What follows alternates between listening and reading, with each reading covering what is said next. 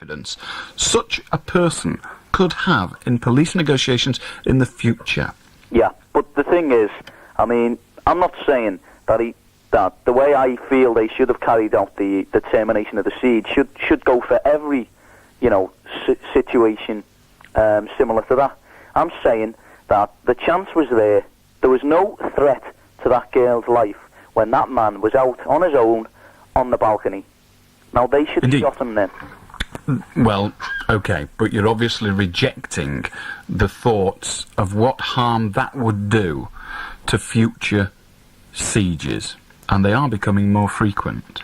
But you'd either do one or the other. Your views are very good, and it has been successful in the past. On the other hand, so is the way I'm putting it forward, shoot to kill. That's been successful in the past. Unfortunately, it hasn't always been successful. Well, I don't. There have been classic. There have been classic errors in the. But just to my point, before I forget, what I suggest is they do one or the other. It's no good doing a bit of both, which is what I thought they were doing on the television. In the end, he did storm in. They'd been talking. He knew he was surrounded by police. He looked out the door. The problem with what happened on television, and it is a particular unique case, the problem with what happened there was the police were join and suddenly decided, here is a chance. And they were right, there was a chance. Mm-hmm. And they blew it. They bundled it. And that is unacceptable. And the problem is that our police are excellent at negotiation, but when it comes to violent reaction, they're not particularly good at it. Mm-hmm. And I think I never want them to become good at it. I think we want to say, look, our cops aren't for that work. Either get the hell out of it, or do not resort to such courses of action. In the guy's position, the policeman's decision was ultimate. He's got to go out there and do it, and he's right or wrong, and on this occasion he was very clearly wrong and bundled it. Mm-hmm. But, as I say, I wasn't suggesting that they should have killed the man stone dead. But take his Paul, he wouldn't I think we've got your point, Paul. We've got the news coming. I'm sorry. Good point,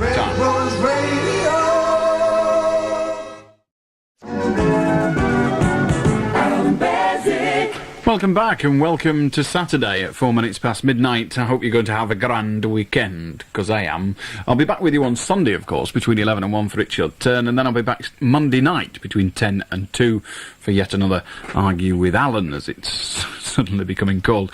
Anyway, how do to Andrew? Hello, this is Beswick Busters. We're ready to believe you. If you want to get rid of that cretin, just phone Blackpool 3106. We don't give phone numbers out, Andrew, for reasons that are obvious to anyone with half a brain. Hello, Gina. Hello, Dina. Alan, it's Dina. Dina, right, we've got it. Yeah, I'd like to say what a sexist society I think we live in. I've got a perfect example of this tonight, actually. I think I'm about the third girl who's rang all night, as opposed to all the men who've rang tonight. I think this is the same wherever you go. Whatever you see and whatever you do, it's always men who are in charge of everything. Well, Dina, I do appreciate that I am in charge of this programme. However, there's nothing stopping girls from ringing, nothing at all. Indeed, 'tis levelled against me often that I am more amenable to girls on this programme than I am to men. But despite that, girls appear not to want to put themselves forward. So you can hardly blame the programme for that. Yeah, well, I think this all starts off right back in infancy. When you first start school, I mean, it's been proven that girls, when they do start school, they're more reserved in the classroom than boys are, and boys do take the lead. So, therefore, throughout the school life, they are, more quiet. Therefore, they don't get on as well in school. And when they do leave school, they can't really get a better job as boys, and they do end up getting perhaps a dead-end job, which they soon drop out of and get married and have children. And that's well, Dina, I think you're a little confused, although generally you're right. Yes, we do live in a male-dominated society. There's no way around that. It is a fact, and I'm part of that male-dominated society, as indeed you are. I think it is changing very, very slowly, but people are beginning to realise that women have as much to offer as employees as do men, particularly if their qualifications are of equal stature. I think a lot of it, the vast majority of it, is the fault of men. There's no way round that. Men dominate women, and men dominate women in such a way as to make it very difficult for them to get out of that mould. But women aren't innocent either. Not innocent at all. Women are frequently, many women, are frequently as sexist as men. I know of lots of women, mothers, daughters, who say, "Hey, what's the point of giving a girl an education? She's only going to get married, it'll be wasted." Women say that. Yeah, I don't think that's women's fault, Alan, though. I think that's... I didn't say it was their fault, but they are to blame equally with men, very often. Yeah. So women, the women's movement is often its own worst enemy. Well, I don't believe in that. You don't believe in what? I don't believe in the feminists or anything like that. You don't believe in feminists? No. You don't believe in positive discrimination in favour of women in order to correct the balance? That's what feminism is. Sexist against men. Yes, it is, but do you not think that positive discrimination is the only way of correcting the balance? Yeah, you could be right. You seem not to have decided, Dina.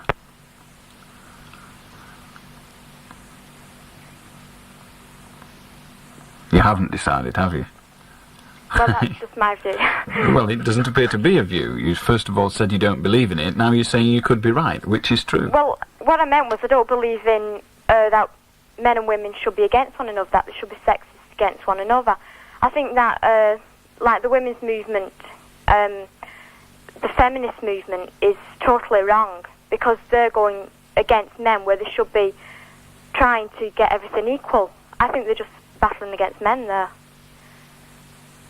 But surely, given that men are the controlling sex in our society, you will only ever succeed in increasing the degree of control held by women by taking some of the control from men.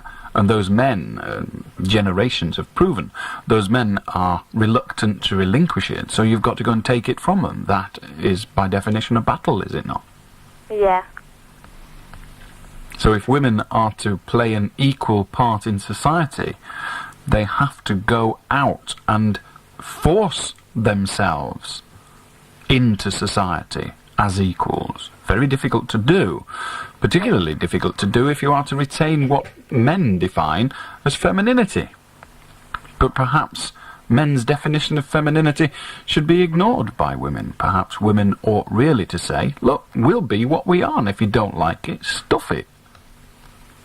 Yeah. That, of course you're right. That is feminism. Yeah. I'm all in favour of it.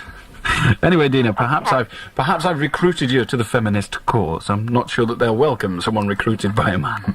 Thanks for your call. Thanks. Ta-ra. Alan. Hello. I want to talk about pacifism. Go on. You'll have to talk a bit louder. We can hardly hear you, but go on. Sorry.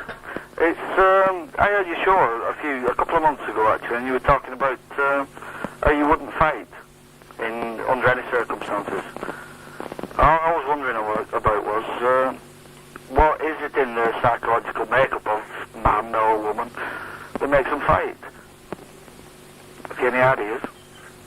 I presume it's a derivation of the original hunting instinct. Well, how come it goes on for so long? I mean, will it go on through eternity, do you think? I think so long as we allow politicians to control our lives as much as they do, yes. You must remember that in the vast majority of cases, and I mean the vast majority, it is very young men that are doing the fighting for and on behalf of, quite often, very old men. Yeah. And if you talk to somebody now who was in the Second World War, they frequently wonder what it was in them that made them go out and kill their fellow being. Yeah. And I'm sorry to say that they very often cannot find an answer. No. And indeed, those self-same men and women very often these days don't exactly regret it, but are perfectly happy to share their lives, share the world with those self-same people they were trying to kill not 50 years ago. And I hesitate to point out that perhaps the answer is for us to say, look, politicians, if you want some killing done, then get out there and do it and put your own life at risk. Yeah, but that'll never happen, will it? I think it will one day, but that's because I am, by nature, an optimist. Oh, But it'll take time. How did you get to be an optimist by nature? By working very hard, not letting them grind you under. It's easy to be ground under, isn't it? Yes.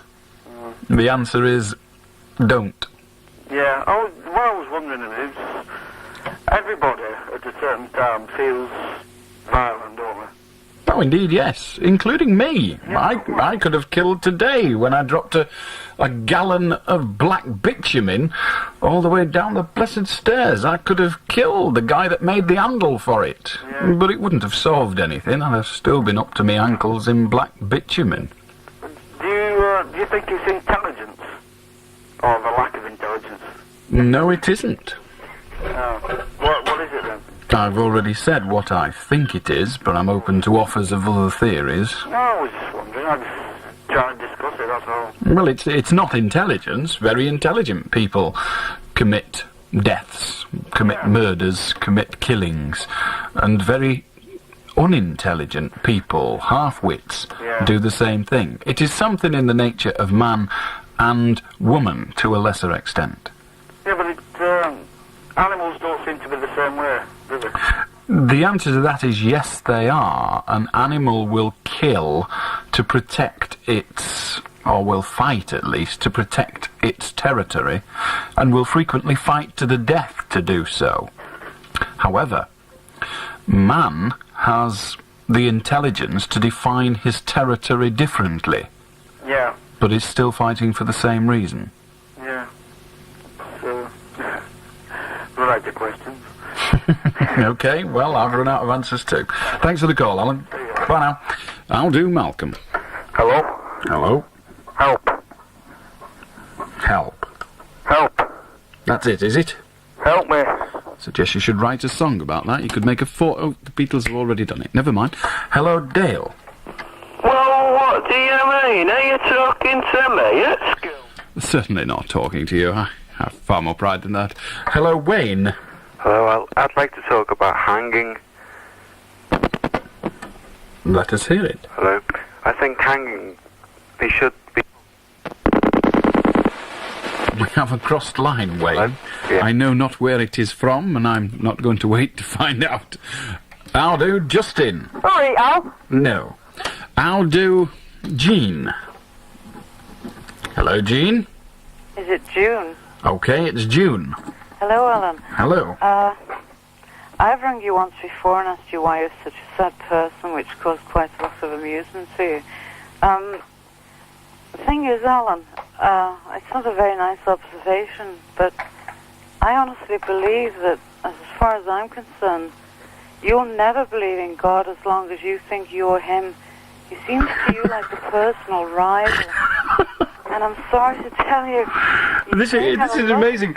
Now you're telling me... That's a good point, but... Not very long ago, you were telling me I'm sad. Now you're telling me I think I'm God. Surely if I think I'm God, I'm going to be happier. Or are you telling me that God is sad? Well, I think if he's got the likes of you to put up with, he must be really bloody sad.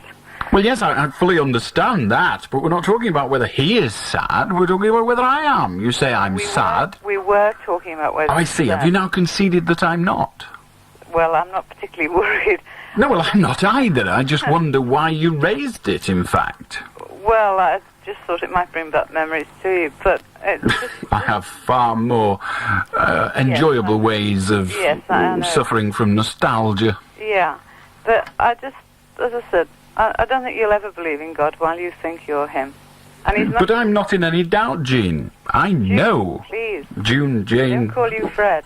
I know you don't, but I wouldn't be talking to you if you did. However, I don't have any doubt about it, June. I am my God. Well, we know that, Alan. Well, there you are, you see. You say... No, well, you said that... You actually said, I think I am. I don't think I am. I know I am. There is no doubt. All right. What do we do then? Do we... I don't know what you do, and I wouldn't like to tell you what to do. It is up to you. Well, what do we have to do? Do we have to build a church to you and go and pray? No. Send me money if you like, but don't build a church. God off, you reckon you get enough off Red Rose? Well, quite indeed, and others as well. But I've already got a church. I'm in it now, so perhaps a church isn't the answer. Good. Well, as long as you give him a chance up there and you just get on with your job down here. Well, he doesn't call you, so stop calling him. Well, Okay? I don't think he can call me. I don't believe in his existence, or even hers. Yeah, well, maybe he doesn't believe in yours either. Well, maybe not, and am I bothered? Well, good, as long as you're not, but don't keep offending people, you know. Why not? They love it.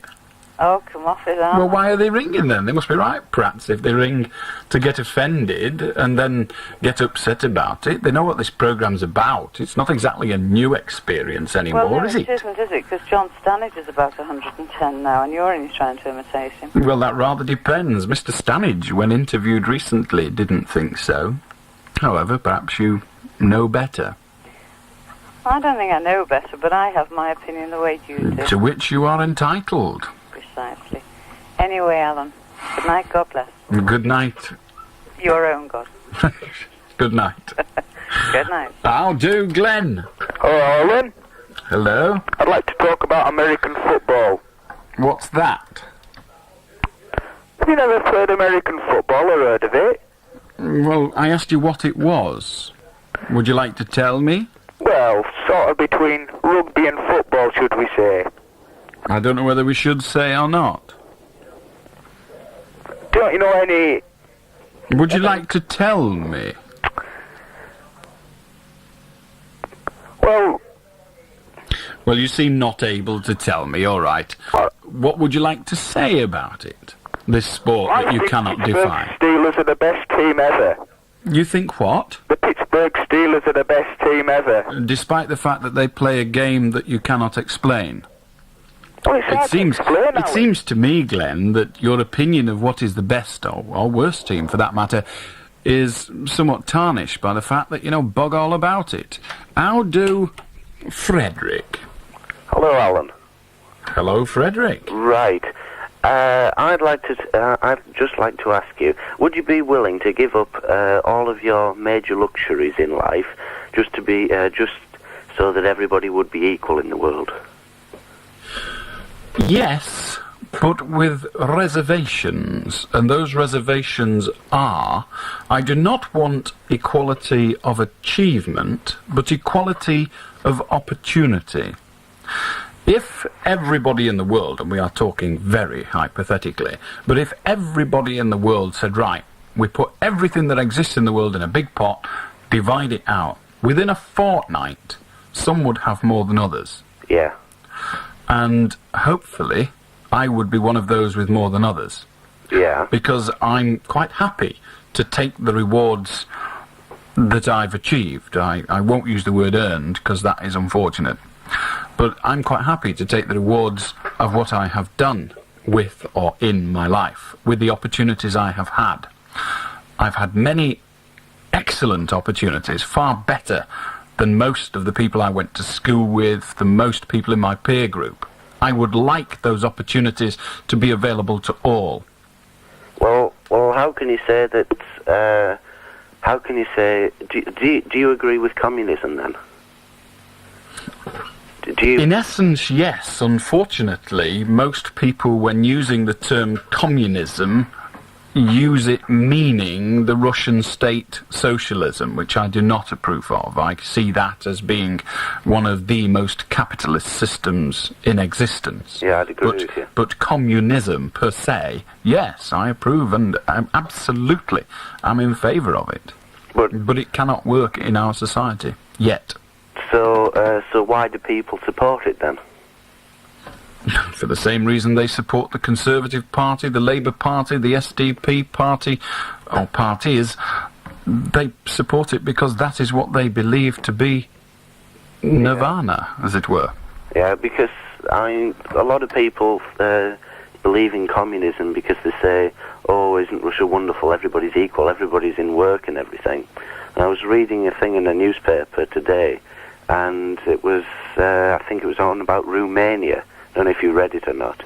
And it was saying that it took them 5 hours, and they came home with the standard things like a loaf of bread, some butter or what have you, and that was their Christmas shopping.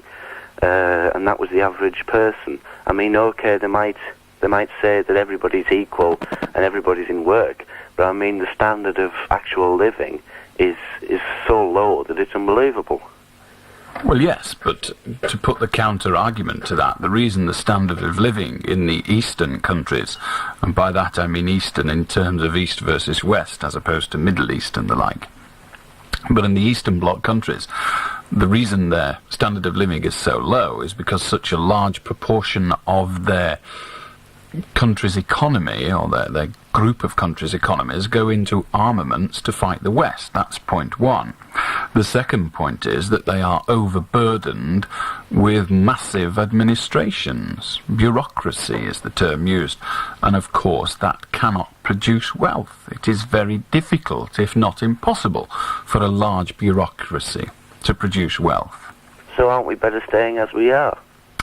The answer to that is no, but we are far better as we are than as they are in purely financial terms. Yeah, well... However, that is not a good reason for staying as we are. We are appalling. We are disgraceful.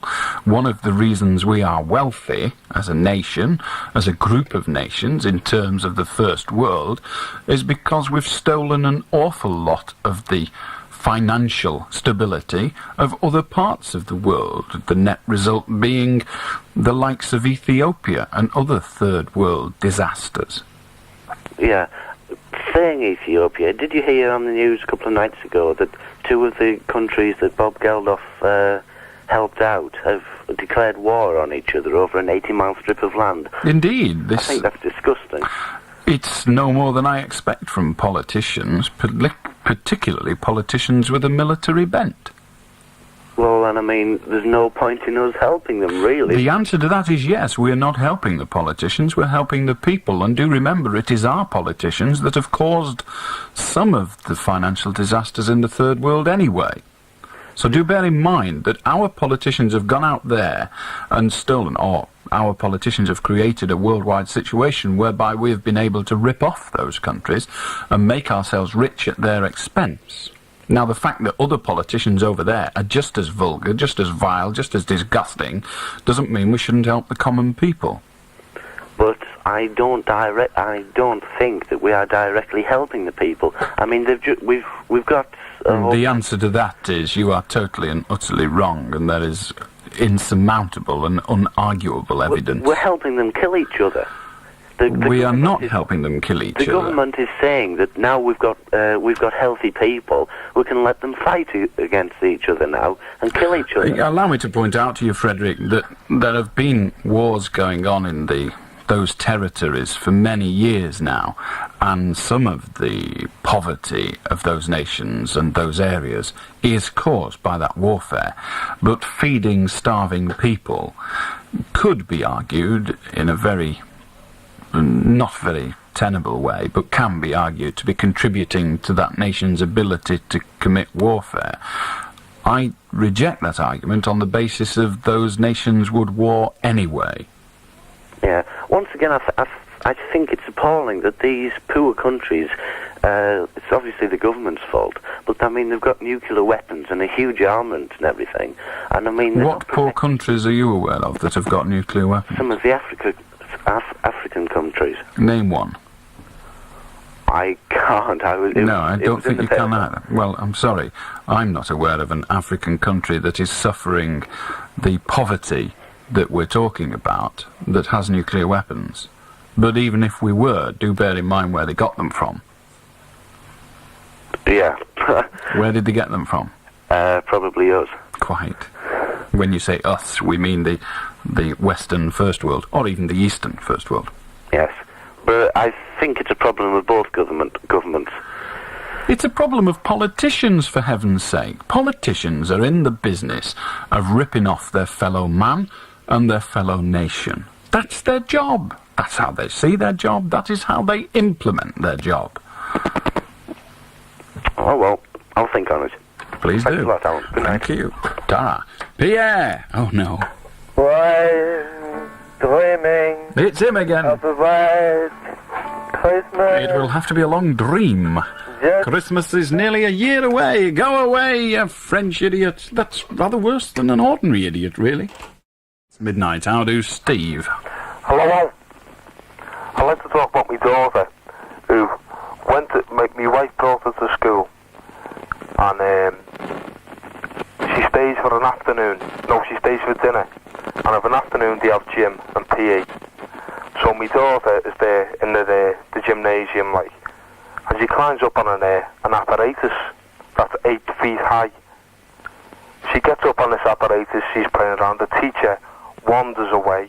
She's away in the corner, like, looking after these other people, like, little kids. And my daughter falls, and she breaks her arm in two from the elbow. It's completely snapped.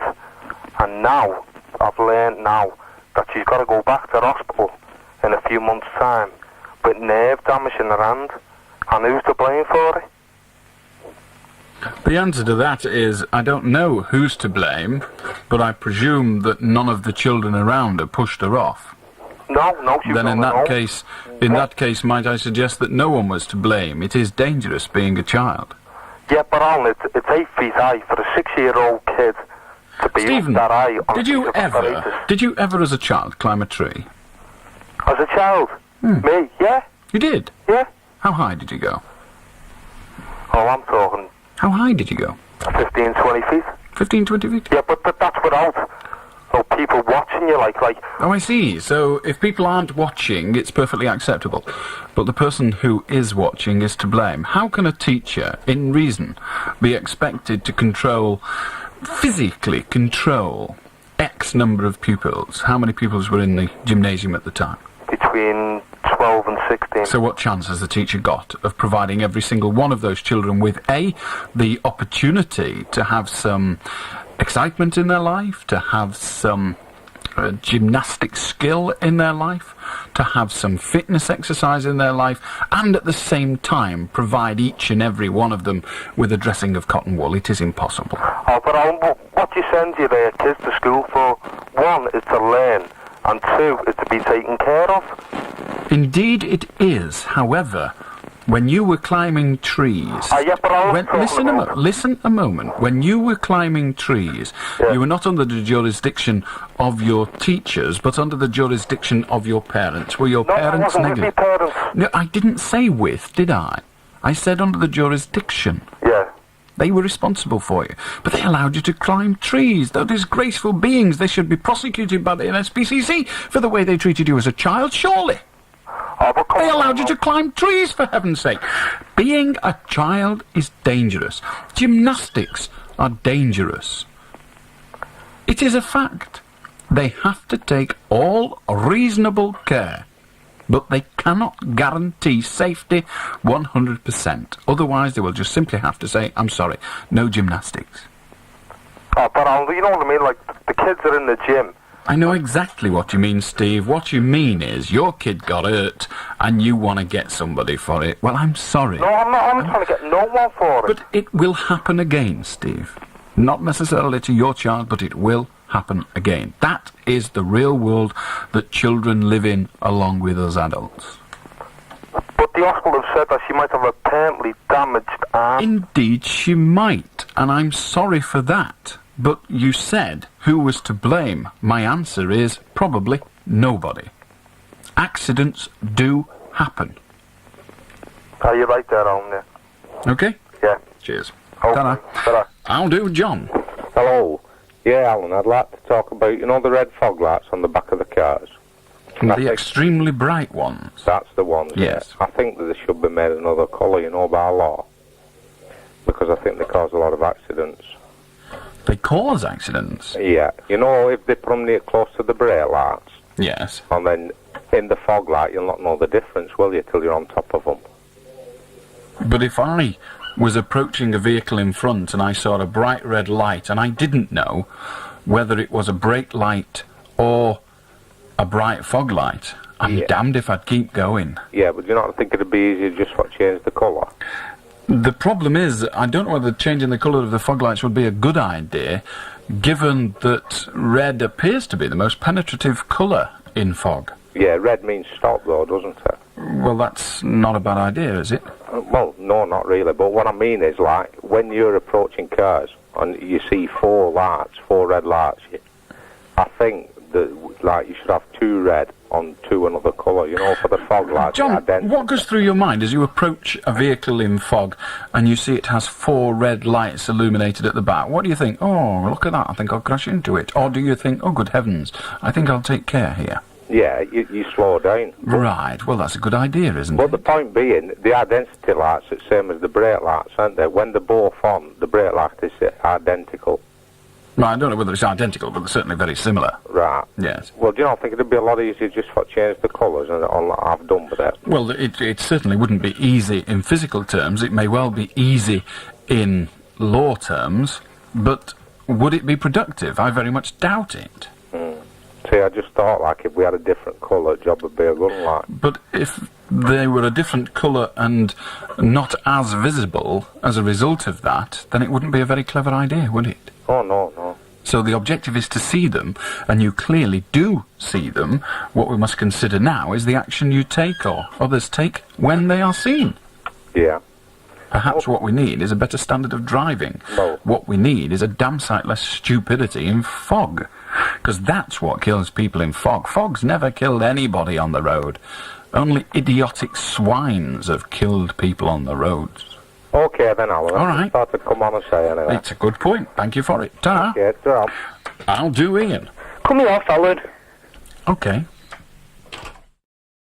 The lines. If you want to join us, you've got just over an hour. And the number is Preston 561000. I'll do Dave. Hello? Hello, Dave. Is your name Dave? No. I see. Then goodbye. On line 2, we have Andrew. I'll do Andrew. Hello. Hello. Is your name Andrew? Yeah, it is Alan. Alan? Yes, what do you want? Yeah, it's Andrew from Blackburn. We don't care where you're from. We don't give addresses out or even locations on this programme. Go away. On line 3, we have Scott. Hello, Alan. It's the way it went. I couldn't change it, but it just exploded in my face and I'm in tears. Probably made you better looking. Now, let's face it, it couldn't have made you worse looking from what I've heard. Hello, David. Hello, Alan. My mother-in-law came to stay with us in June. She wasn't well at the time. We've got a bit of a problem that we just can't get her to go home, you know. Every time we suggest that she goes home, she starts crying and using what they term emotional blackmail, you know. Well, both me and my wife, I particularly, on the point of leaving home, you know. It's not that we dislike the woman or anything like that. It's, you know, your house is your own, you know, and you want it that way, don't you? Just wondered In that case, you must grasp the nettle, as they say, David, and just simply say, oi, pack and get out. I'll tell you what I did. In September, I did, you know, as you put it, grasp the nettle and took it home. She was back 2 days later, you know, crying and, you know, it's very difficult, as you can appreciate. It is difficult. But even her own son, he won't have her in their house for the same reason, because she just won't go home, you know. She lives alone. And obviously she doesn't like it, you know.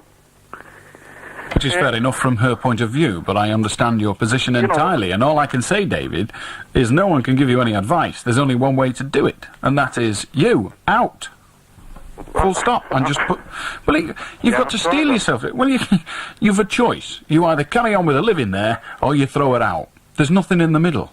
Yeah, well, you know, these young girls have rang up. I've already talking to them, you know, say solicitors and all. There's nothing like that I can do, really, is there? Well, yes, you can get a solicitor and you can get a court order evicting her from the property, but it isn't a case of physical resistance, is it? She's not saying, I'm sitting here, I'm not shifting, and you would have to physically assault her to get rid of her. She's just using all the emotional blackmail, as you rightly call it. Well, I'm sorry, a solicitor won't get rid of that. If the court says she must leave, she'll still cry.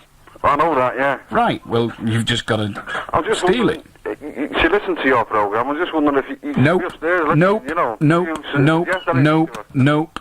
No. No, I don't deal with third parties. If she wants to ring me, I'll be happy to talk to her and tell her how to stay there. Thanks All right? very much. That's the way it goes. All right, Alan. See you. Ta-da. Ta-da. How do, Andy? Well, what do you mean? Are you talking? How do, Peggy? Hello, Alan. Hello, Peggy. I've got a bit of a problem, and I thought you might be able to help out. A week past Monday, if you remember correctly, on Bob Greaves' show, there was a lady on... I don't watch Bob Greaves' show. I have no way of knowing what was on it. No, well, this lady was on regarding all this money that the Royal British Legion had to give away. Now, this was on the Monday. On the Tuesday, at our Legion, we had queues a mile long.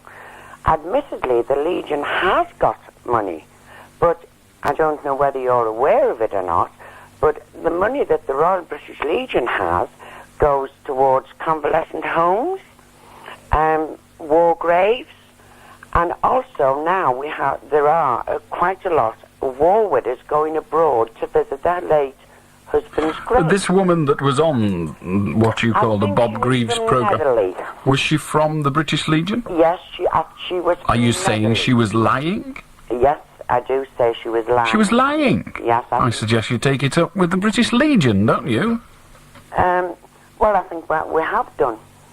What do you mean you think you have? You either have or you haven't. There can be clearly no doubt about it, Peggy. We have done. And even... So you've been in touch with the British Legion's hierarchy and told them that as far as you're concerned, this woman went on television and lied? Well...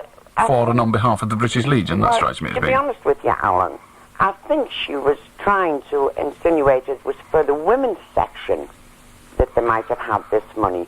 Because she made Peggy, I don't care what you think, to be perfectly honest. I'm only interested in what she said. Now, you've told me that as far as you're concerned, she was lying. Now, all I can say, Peggy, is you take action about that, if that is what your British Legion, your branch of the British Legion, believes to be the case. Because we obviously cannot have representatives of the British Legion, or erstwhile representatives of the British Legion, going on television and lying. So I suggest you have a word with your own organisation. I don't think Bob Greaves and his programme are to blame. Oh, no, I'm not saying you are, Alan. Oh, no, I'm not suggesting that you are. I'm saying that I cannot see any other course of action. You see, this person... There is no other course of action, Peggy.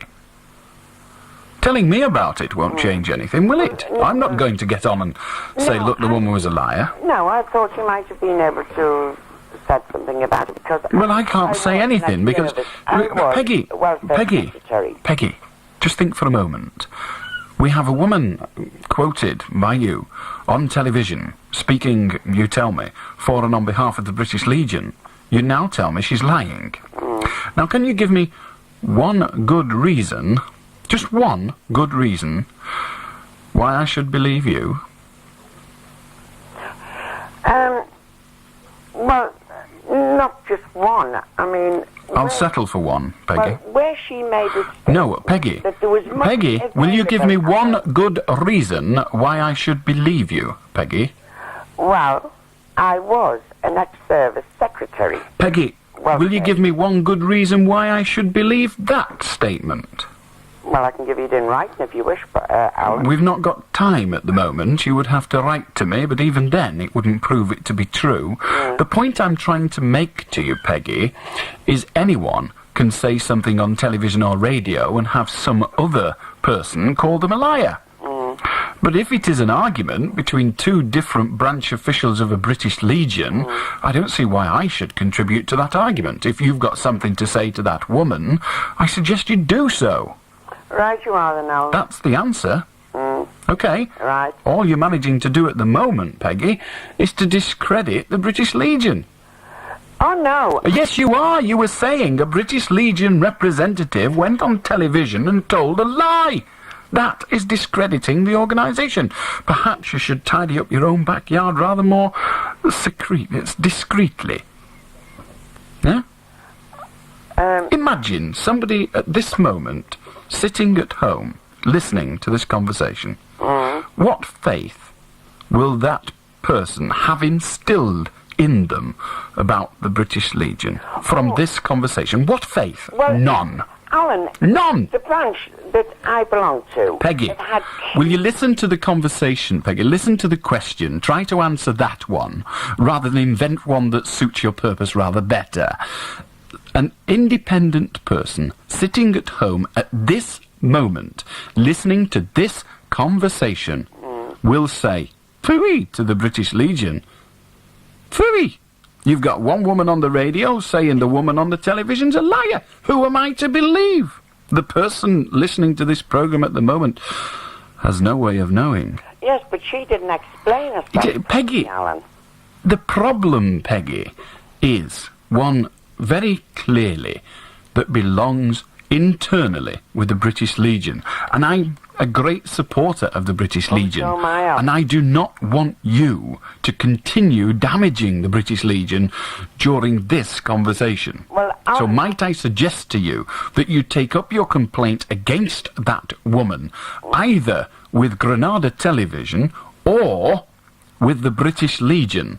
Oh, well, because all you've succeeded... I wouldn't do anything against the Royal British Legion now. Peggy, will you please listen carefully? Your intellect ought to be used a little more than it is being at the moment. Right, Alan. All right. Right, thank you. Take your complaint up with the British Legion. Please. Right. All right. Right. Ta-ra. Right. And if anybody is listening and confused by all of that, please, please, please don't think either Peggy or the person on the television that Peggy so glibly accuses were in any way telling lies. What happens is that they are different parts of different organisations, and sometimes in large organisations, including radio stations, I might add, the right hand isn't awfully clear what the left hand is doing. West Horton Car Radio Stock. Good morning, Mr. Beswick. I'd like to refer you to the female who was on earlier saying that females are dominated by women.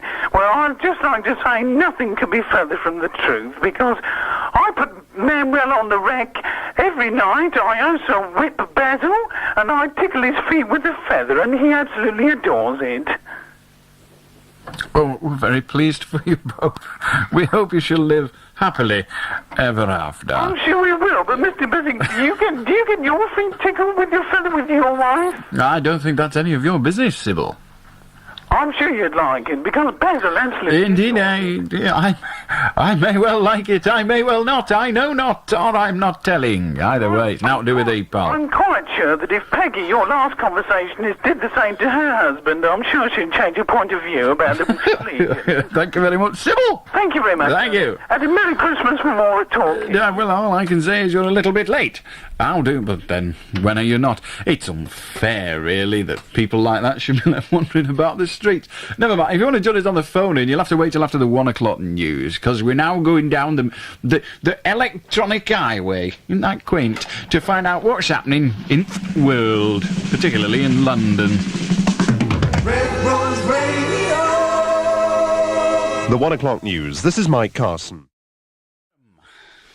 Once again, 3.5 minutes past 1. If you want to join us on the phone in, the number is Preston 561,000, and you've got till just before 2 o'clock to get your call in. The lines, as always, are engaged at the moment, but do keep trying, because if you don't ring, you can't get through, can you?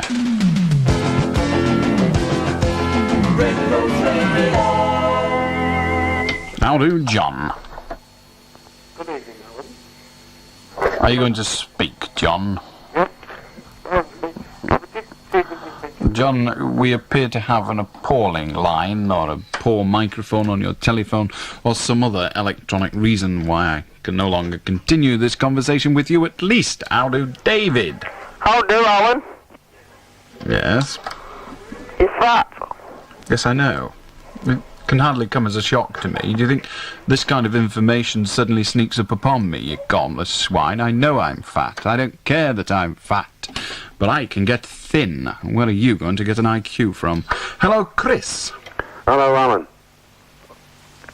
I'd just like to suggest that if you're not supposed to drink and drive, pubs shouldn't have car parks. They should have bus stops and taxi ranks and tube stations and everything like that.